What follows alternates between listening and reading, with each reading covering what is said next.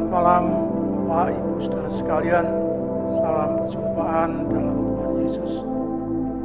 Pada malam refleksi firman Tuhan pada malam hari ini, mari kita bersama datang dalam doa.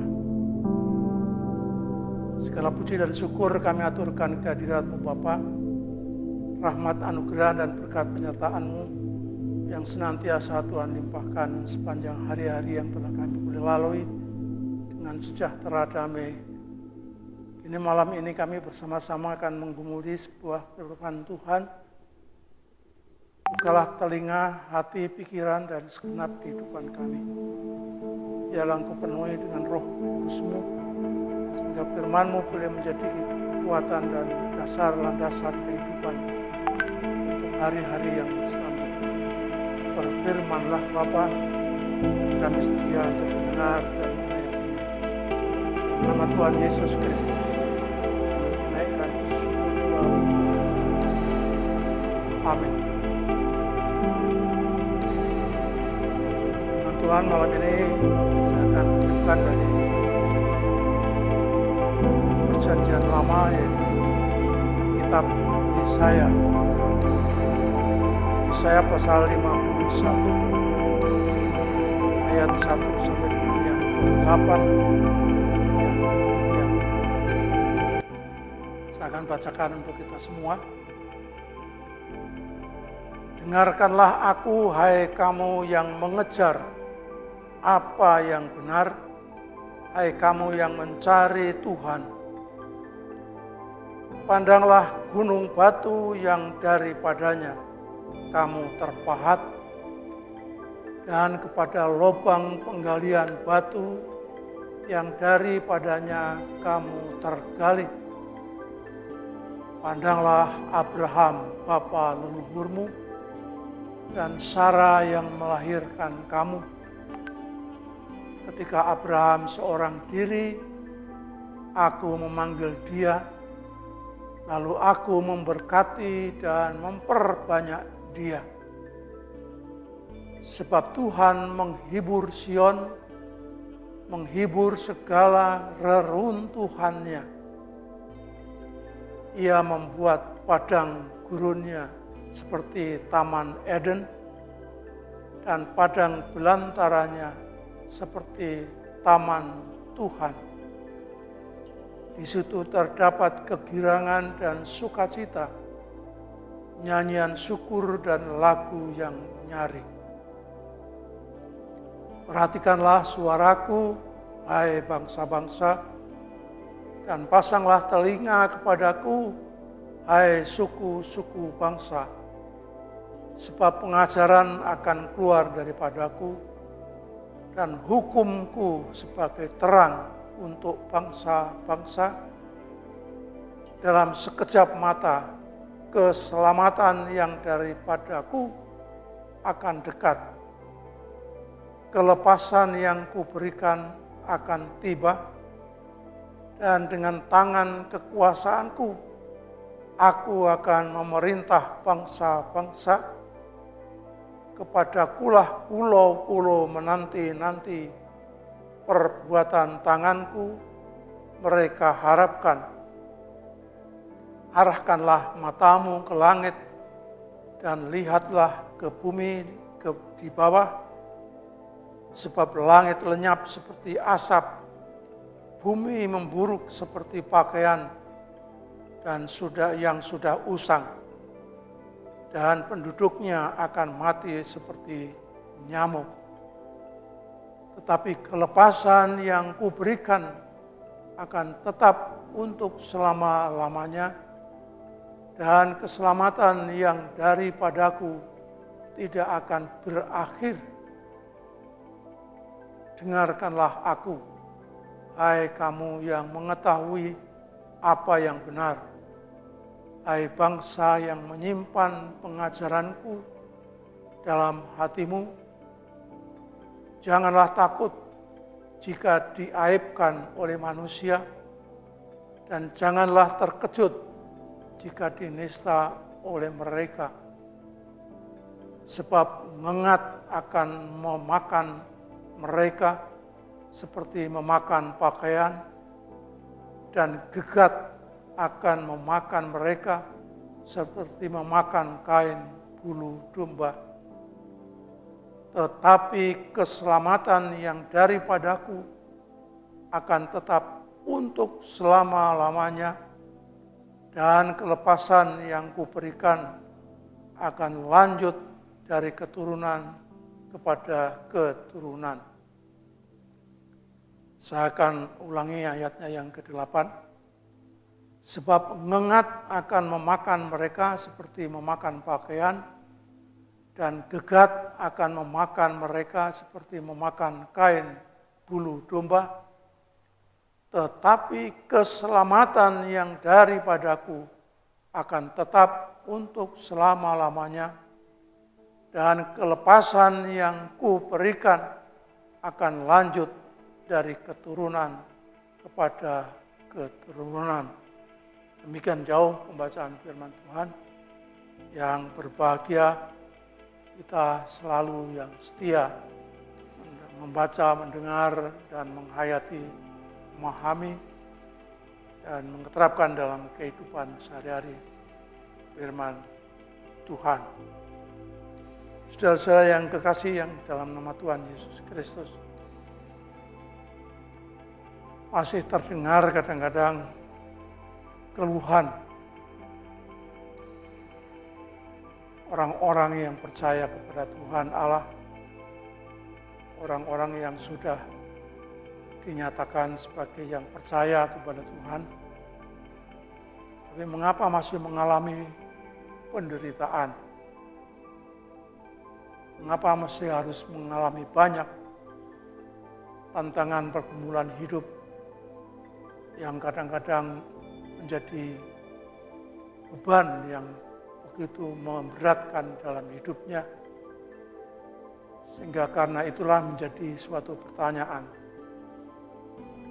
adakah keselamatan yang daripada Tuhan itu nyata? Saudara-saudara yang kasih, dari firman yang kita baca tadi, jelas di sana dinyatakan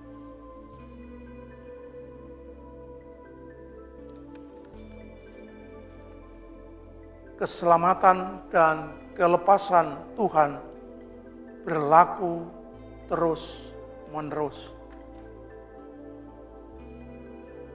Saudara-saudara, dari pasal 51 Yesaya ini merupakan nyanyian hamba Allah yang menunjuk kepada tokoh. Siapa itu memang tidak dijelaskan di sana.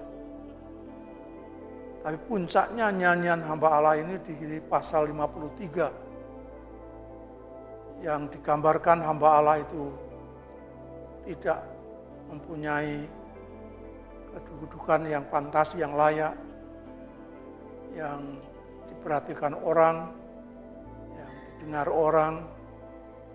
Hamba Allah itu adalah hamba yang menderita. Dalam bagian ini kita akan mendengarkan dari pujian atau nyanyian, syair-syair daripada nyanyian hamba Tuhan ini dapat kami golongkan menjadi 3 bagian. Ayat 1 sampai dengan yang ketiga, Tuhan menggantikan nabi dan menghiburkan umatnya dengan janji-janji yang melebihi apa yang dikatakan oleh Yesaya.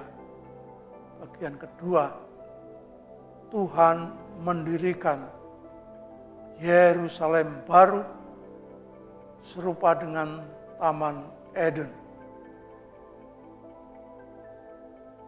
Dalam bait yang kedua, yaitu ayat 4 sampai dengan yang ke-6, Tuhan sendiri melakukan tugas yang tadinya dipercayakannya kepada hambanya, Kita bisa bandingkan di pasal 42 ayat 1 sampai 4. Sehingga kerajaannya meliputi semua bangsa. Dan bait yang terakhir ayat 7 sampai 8, orang-orang yang percaya, yang hidupnya tekun, berbakti kepada Allah, yang sedang menderita, disamakan secara tak langsung dengan merekalah sebagai hamba-hamba Tuhan. Dan diperingatkan bahwa akhirnya Tuhan Allah lah yang akan menentukan bagaimana mereka selanjutnya. Syair ini dalam nyanyian hamba Tuhan ini berdasarkan berita Yesaya yang bagian Ditro yang kedua. Akan tetapi nampak pula bagian-bagian yang berasal dari zaman kemudian yang akan datang. Kemungkinan bahwa mungkin ini adalah dibawa oleh orang-orang yang percaya di zaman kemudian.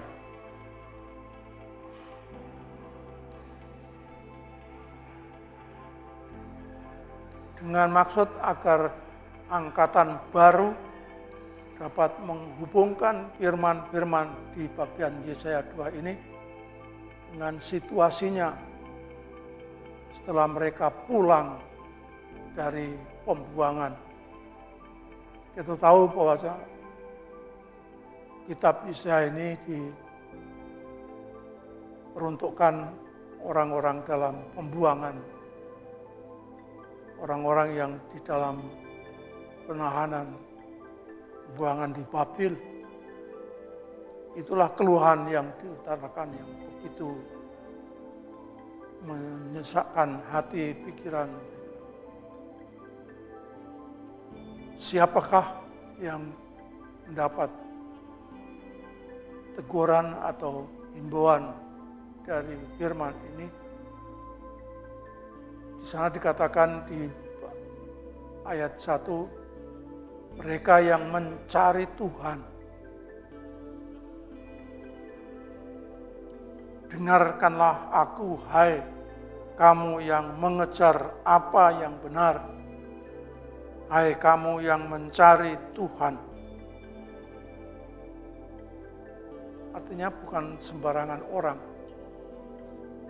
Sebenarnya mereka adalah orang-orang yang setia, yang berbakti kepada Tuhan, yang hidupnya juga tidak menyia-nyiakan. Tapi mengapa harus mengalami penderitaan yang berat? Itulah mungkin seruannya. Sehingga nyanyian hamba Tuhan ini adalah merupakan penghiburan. Mereka yang mencari Tuhan, mereka yang mencari kebenaran.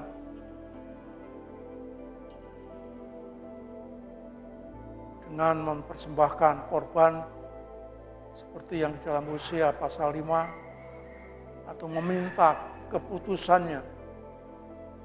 Mereka itu mengejar atau memburu sedek keadilan dan kebenaran yang Tuhan kerjakan, yaitu keselamatan. Memang kita tidak mengetahui siapa secara tegas golongan tersebut, tetapi mereka yang adalah sebagai keturunan orang-orang ini menaruh harapan keturunan daripada Abraham dan keturunan daripada Sarah yang dilahirkan oleh Sarah, yang karena keadaannya yang demikian mereka terancam.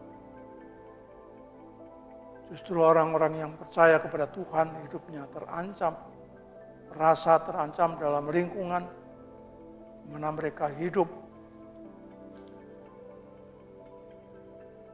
untuk meneguhkan hati orang-orang yang dalam pembuangan inilah maka Nabi dipakai Tuhan untuk menyampaikan nyanyian hamba Tuhan ini. Yang kedua, bait yang kedua ayat yang ke-5 sampai dengan yang ke-6 adalah diingatkan mereka bahwa mereka yang memang mencari kebenaran, mencari hadirat Tuhan, dipersilahkan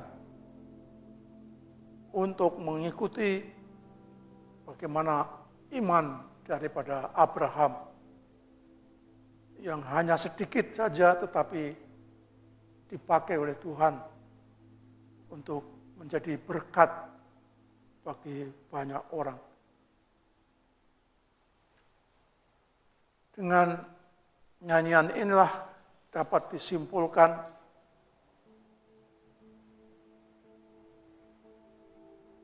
bahwa orang-orang percaya yang sedang mengalami begitu keresahan ini, yang dihiburkan dengan firman Tuhan ini,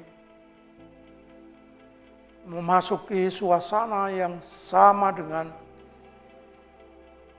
yang di dalam firman kitab Wahyu.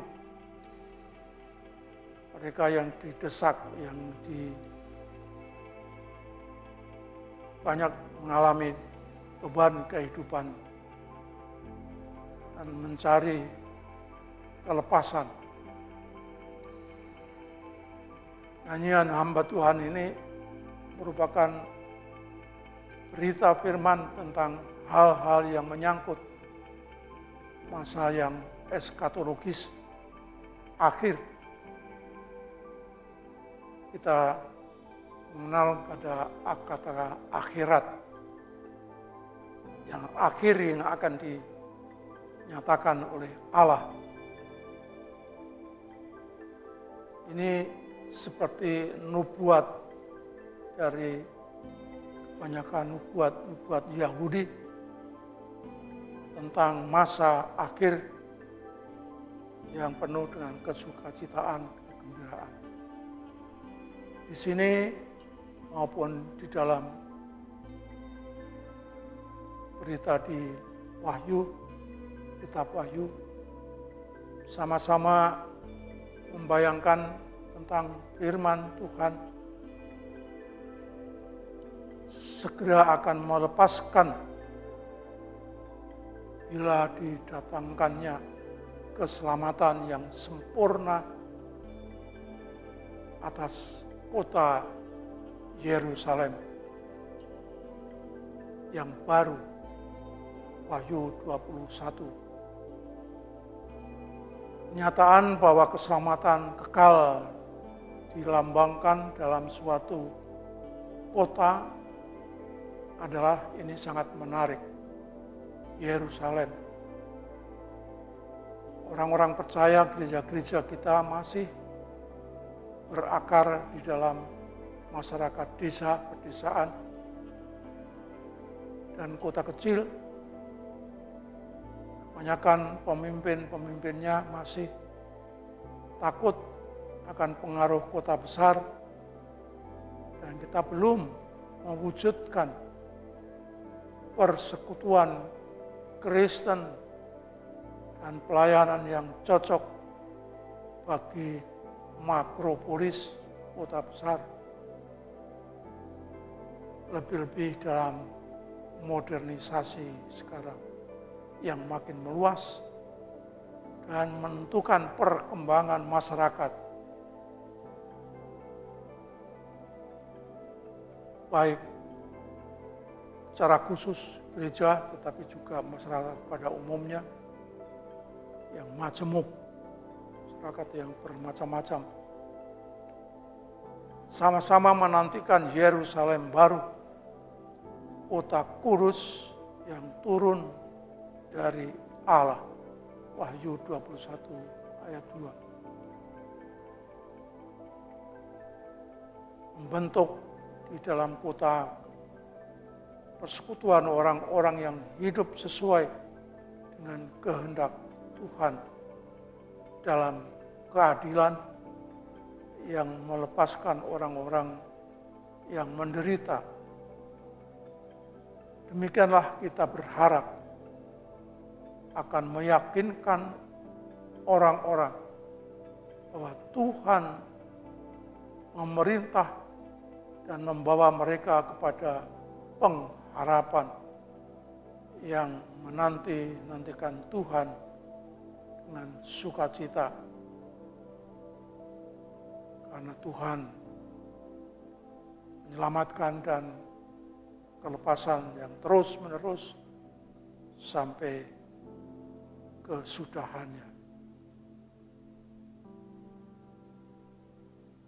Dengan inti kita boleh yakin dan percaya juga berita nyanyian hamba Tuhan ini mengingatkan kita sekalian yang hidup di tengah-tengah perjuangan masih kesempurnaan kedatangan Tuhan yang kedua.